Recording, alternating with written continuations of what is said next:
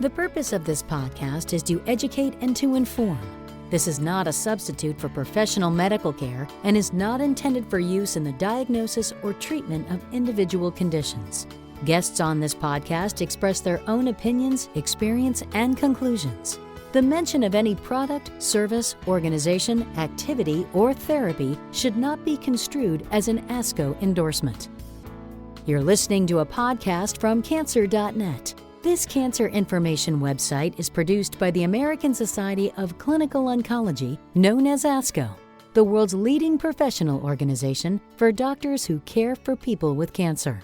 This podcast is part of a series featuring articles from the 2017 ASCO Educational Book.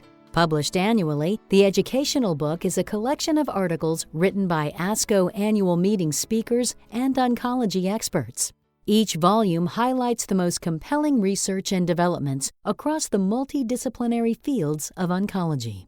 In today's podcast, Dr. Erika Ramsdale and Dr. Andr Chapman discuss new options for improving care for older adults with cancer, including online tools and telecommunications options. Dr. Ramsdale is a board-certified specialist in geriatric medicine and medical oncology at the University of Rochester Medical Center.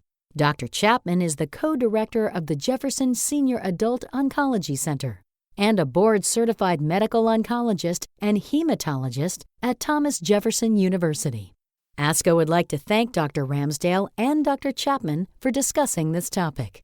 Hello, my name is Dr. Erika Ramsdale from the University of Rochester Medical Center. And I'm Dr. Andr Chapman from Thomas Jefferson University in Philadelphia. In this podcast, we will be sharing some key points from our 2017 ASCO Educational Book article titled Improving Quality and Value of Cancer Care for Older Adults, and talking about its implications for patients, especially older adults and their loved ones. Cancer is a disease of aging. The incidence and prevalence of cancer is increasing in older adults. By 2040, about 73% of cancers will be diagnosed in patients older than the age of 65. Costs to deliver cancer care are unsustainable. In 2004, cancer cost the nation $72 billion. In 2010, this amount rose to $125 billion. And in 2020, the cost is projected to be $175 billion. As these costs are passed on to patients, fewer people can receive treatment.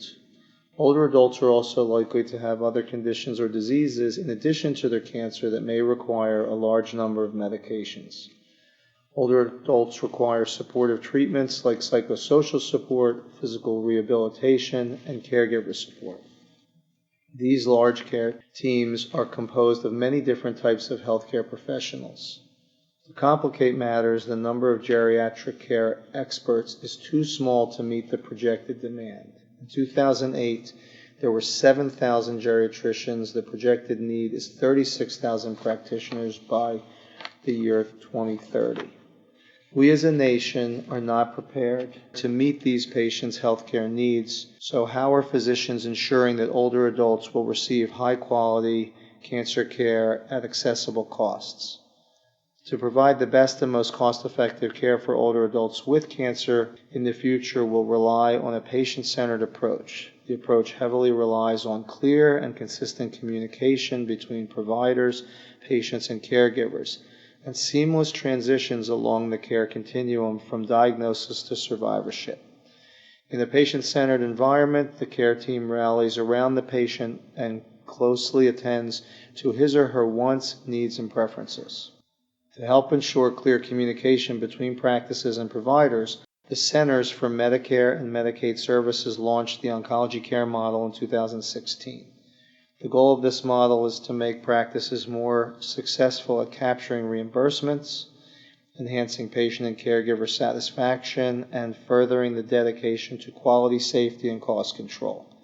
The payment model encourages medical practices to improve coordination across all aspects of the oncology care team with an additional monthly reimbursement. Although this model won't begin to affect payments until 2019, many practices are starting to make the transition. Clear communication between all parties involved in cancer care is very important. but the most critical factor in the patient-centered oncology care for older adults is gathering enough data to ensure a seamless transition from being a patient with cancer to becoming a cancer survivor. The growth of information technology is key to getting the data we need to create the most effective care plans for older adults with cancer. Historically, there haven't been a lot of data because older adults are often excluded from clinical trials. Information technology may provide a foundation for overcoming gaps in services and fulfilling the promise of quality and value of care for this vulnerable and growing population. As technology gets smarter, care plans will improve. For example, physicians can now use electronic medical records to communicate and share data in large quantities. There are also many online decision-making tools in development or in early stages that pull together population-level data. These tools could allow providers and others to analyze trends and overall quality metrics, and using them at the patient level promotes better decision-making and personalized therapies. Technology could also help fill in the gaps in the small workforce and increase access to care for patients who are not able to travel to a large medical center. Telemedicine could expand access to specialty care for older adults with cancer with limited investment in technology. For example, all that is needed is a stable internet connection and video conferencing software. Telemedicine has successfully been used to deliver high-quality multidisciplinary care to older adults with other complex health conditions such as Parkinson's disease. There is a lot that needs to be done to ensure high-quality, affordable care for older adults with cancer in the future so that quality is high but costs are reasonable. Restructuring provider payments and using information technology to inform and expand access to care are two of the major ways that physicians are addressing this challenge. To learn more, please view our article online at asco.org/edbook for an in-depth discussion of this topic. Thank you. Thank you, Dr. Ramsdale and Dr. Chapman.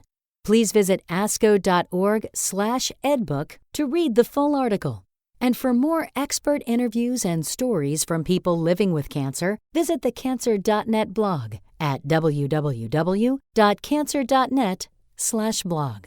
Cancer.net is supported by the Conquer Cancer Foundation, which is working to create a world free from the fear of cancer by funding breakthrough research, sharing knowledge with physicians and patients worldwide, and supporting initiatives to ensure that all people have access to high-quality cancer care. Thank you for listening to this Cancer.net podcast.